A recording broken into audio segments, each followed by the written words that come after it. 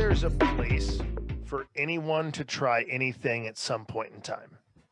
What I don't like is when people see somebody, let's just use that example, put fucking Girl Scout mint chocolate cookies in their beer, and they say, well, now that's how we make a mint chocolate stout. I don't like when experimentation becomes trend because people just stop fucking trying. You know what I mean? Like, there's always a place for someone to do something, I guess is what I'm trying to say. I don't need to do that to be successful, and I shouldn't need to do that to be successful. I'm going to do it my way, and I want everyone else to try and do it their way. I don't want anything creative in this world to become a cookie cutter operation. I want people to always push themselves to create something that is unique to what they're doing.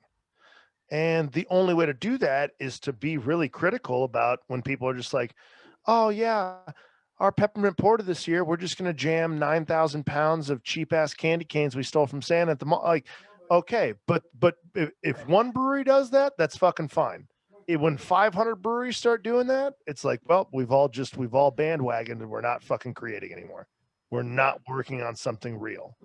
So I get it. If you want to like shove something in your beer to try to get a new unique flavor that you haven't seen 100,000 times, go for it. But like, yeah, I mean, the candy cane porter's been done. Like, how else can you make your beer different? Like, find a new way. You got to take it to the limit one more time. Just don't take it to the. Sorry. Just don't gimmick it. I don't know what happened to your voices. Don't gimmick it. Can you not hear us, T? No. I purposefully muted you. Oh, okay. He was muting me because I was singing. Well, I thought you have a beautiful voice. Yeah, but it's the Eagles. I fucking hate the Eagles. Actually, no, I love the Eagles. I was going to say, no, you don't. No, you don't. I mean, it's really hard to quote the Lebowski when you actually love the Eagles. Yeah. It just comes down to like people who stop pushing on a gimmick. That I can't stand. Yeah. That I can't fucking stand. You can make things simple. You can make things complicated. You can go any fucking direction you want, but don't stop on a gimmick of somebody else and say, well, just going to ride the shoulders of giants to the end of the line here. It's like, nope, fucking you figure out your own way to do this. Fuck off with that. Yeah, fuck off with that shit. Out of curiosity, how would you make a peppermint beer without peppermint? Well, without candy cane in there, but you could do it with actual peppermint. You could do peppermint. You whirlpool peppermint.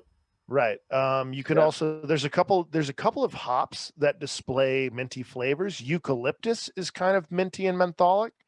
You could play around with a lot of things and kind of introduce if you were trying to stick to Thomas's knuckle tattoos, how would you go about it? I would lean heavy first into chocolate flavor in the malt because I think that chocolate and peppermint are two of those flavors that if one is present, it's more believable the other one is there. Does that make sense? That they lend each other. It's almost a placebo, like an Andes candy. Almost a trick. Yes, like an Andes. They lend each other so well. Vanilla and chocolate are very similar. Oak and vanilla, very similar. These are flavors that when they're present actually give the impression of other flavors. So I would lean on chocolate a lot. And for me, did we say we were doing a porter, right?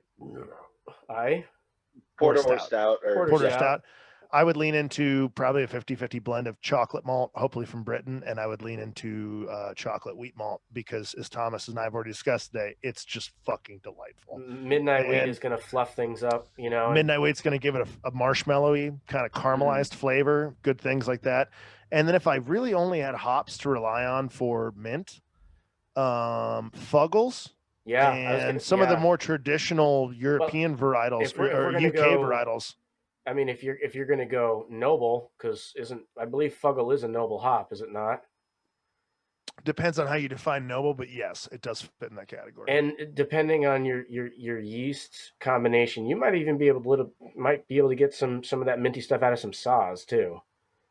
Yeah, Saaz is a good one. Glacier's a good one.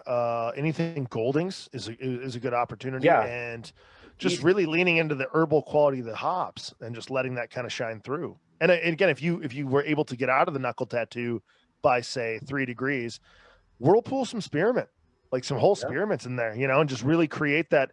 The issue with mint and fermentation is, from a natural perspective, is it oftentimes comes off like toothpaste.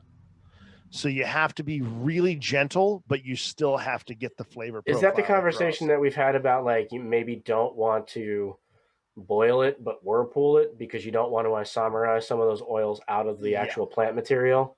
So many different flavor compounds do not do well with heat when you add fermentation into the prospect, right? If you're making tomato sauce and you throw in a pound of rosemary at 60 minutes and you're boiling it all down, it's still going to have a great herbaceous flavor, right? It's not going to be sweet rosemary, but it's going to be herbaceous. But when you add fermentation in the aspect, the harder and harder you are on most green herbs, the less desirable I have found the outcome to be. So there's ways to get mint in the beer where you could be really clean about it. But again, if we were going straight by knuckle tattoo, Rheinsgebot, you just got to find a hop that really displays mentholic capability. And then you gotta let that shine through. It's doable. It's so doable. And I still think there's got to be some science behind. I mean, fuck, dude, I got blueberry at a Comet. I would love to try biotransformed. Like, I'm sure there's a hop out there that if you biotransformed would give it some sort of weird fucking, or like just surprising minty flavor to it or something, or some sort of spearmint, candy cane. And again, I'd be super curious to try a beer that was brewed like that. I would love to try that flavor beer. You could do it done that way. I believe it's doable. I've definitely experienced some people's. I had a cat from the college come up and bring us a beer to try, and I was like, man, that's got a little bit of like really pleasant mentholic notes to it. Like, what hops did you use? And he's like, oh, I bittered with Columbus, and then I added Fuggles in the Whirlpool. And I'm like, yeah, Fuggles, dude. It's a hop that's been long forgotten about from the United Kingdom that really can display like the most soft and gentle, like spearmint type flavors to it. So there's a will, there's a way to do these things so naturally. And I always get bummed when I see talented people look at something and be like, well, I'm going to take the easy way out. You know what I mean? Like, I'm going to use the doser, or I'm just going to put in junk into the, like, I want to talk to the person that's like, hey, did you hear they discovered this chemical compound in this hop that makes it taste like pure mangoes? I'm going to make a slushy IPA. It's like, okay, now I want to talk to you, dude. Now I want to see. I'm into that. What you're rolling with here. Gus, what are you looking at? Why are you giving everybody the side eye? Anyway. Is Grog ale? Yes. No. But, well, yes. See, this is the question. Because and here's the reason why, and we can bring this up on Plato 3. Like, I'm in a D&D group, and we try and like each week, like, they have like D&D style cuisine that they make. Sure. So I mean, it's just like, what they call it. It's like shepherd's pie is called something else, and the ingredients are just a little bit different. But I wanted to make some type of like ale or grog that's indicative of like ancient times. And my understanding of what grog was originally, it was basically pirates trying to, and sailors in general, trying to expand their rum supplies so that it would last longer for a trip if they only had X amount of rum, and then they drank it all on a party night or whatever. And they're like, fuck, we need to make sure we have rum so we can stay drunk this whole trip because we're on a fucking shitty boat in the middle of the ocean. Right. So they would water down their rum, and grog was kind of originally formatted as like a watered down rum. So they would use that to like continue being able to have something to drink for the rest of their journey. So I need to make a cask ale, is what you're saying. And then they started mixing sugar and lime into it, and that's kind of where you got Bumbo came before daiquiris, and then the original daiquiris used to just be lemon juice, a little bit of sugar, and your rum shaken on ice, or it wasn't even always shaken, but you would get that lime in there so you weren't getting scurvy. You were getting your lime juice in. I can second this account. This is what I know to be grog. The grog that we actually often refer to, and I totally agree with Josh from what I've read, is it is a watered down, diluted, and sometimes acidified version of essentially sparing rations, making sure you still had something to fucking swill down. So it's watered down rum with lime.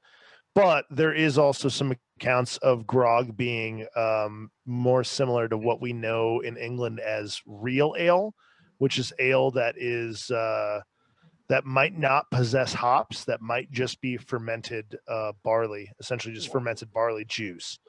And it would be a lot sweeter than what we're used to now. And so those are the two different accords I know. Josh, I'm pretty sure from all the reading, yours is that is the more believable one. It's a way of rationing. I think at a certain point, grog became kind of a colloquialism for cheap beer, for cheap beverage, like cheap beverage, something that was rationed. Because they probably had those kind of ales on a ship too, and a bunch of drunk sailors. Fuck, give me more grog. They don't care if they're getting the watered down rum with a shitty beer. They just want that ration. Alcohol. Yep. Hey, guess what we just did?